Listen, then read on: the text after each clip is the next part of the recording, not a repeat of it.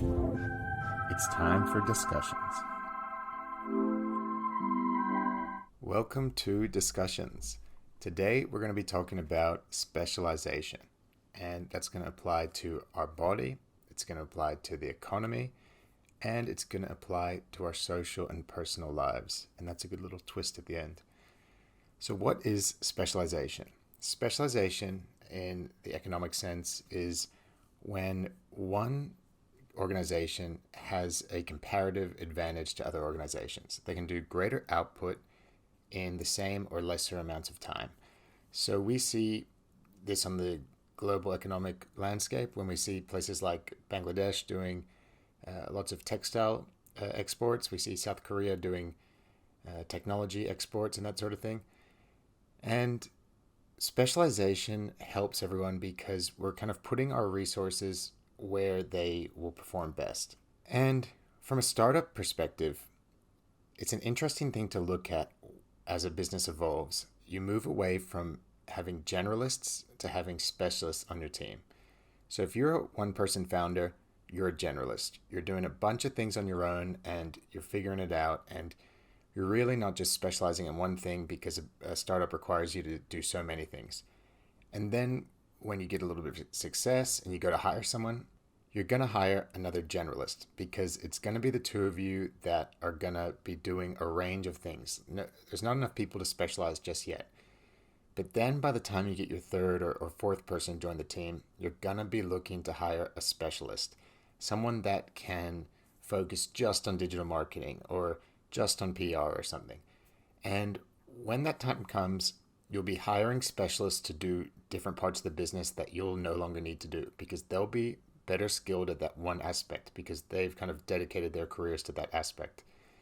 And you'll need to step from being a generalist yourself to being a specialist on the high value activities that you should be doing as a business owner, which is usually getting in sales and getting in revenue, being the lifeblood of the business, or being the visionary and coming up with good strategy and good products, etc.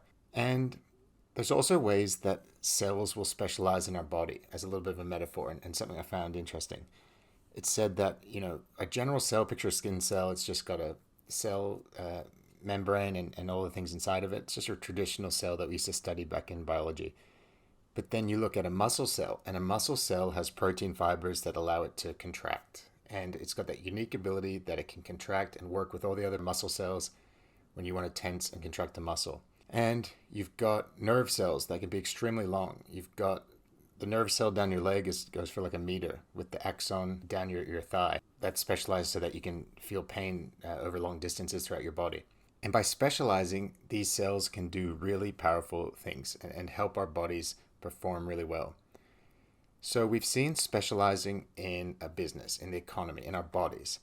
What about specializing in parts of our life? And what I mean by that is I tried bodybuilding just for fun, for personal benefit. And what I was trying was simply not working. I was lifting so heavy and I was eating so little that I was maintaining a low body fat, but all my muscle was just disappearing. I wasn't growing any muscle by lifting heavy. So I decided to make the change and go see a specialist. I found a bodybuilder and I said, "Would you train me?" And I paid him to train me, and he taught me everything I was doing wrong. He told me to up what I was eating. He told me to change completely how I was lifting. I used to just grab as heavy as I could and try and get 6 reps or something. He told me to take a much lighter weight and do 12 reps of 4-second declines. So if that was curls, I might do a up, pause, and then go down for 4 seconds. 1, 2, 3, 4. And that just causes so much more pain than lifting heavy. Like heavy bicep curls compared to those bicep curls it's not even close, because the second one with the lighter weight hurts so much more and helps your muscles grow so much more. And I've seen huge results from that. And I would have never learned that 4-second decline, 1-second pause technique on my own, no matter how much I read on the internet, no matter how much I tried things out, because I had been doing that for so many years. But by seeing a specialist within, I think we did 8 sessions together, and I'd already felt a change. And now, months later, I can see the change. And more important than bodybuilding is when we might want to use specialists in the terms of helping our brains.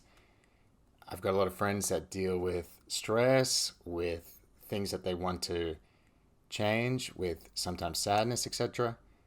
And whenever they come to me for advice, the first thing I say is, guys, don't be scared to go to a therapist. It's very normal. It's easy. You just Google local therapist, call them, book it in, and they'll help you. So you get help from a specialist bodybuilder when you want to bodybuild.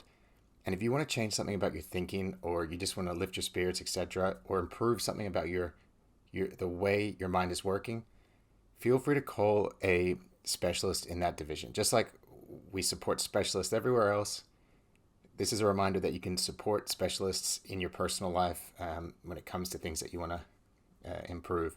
So thank you for joining us for this episode, and subscribe so we can bring you more content.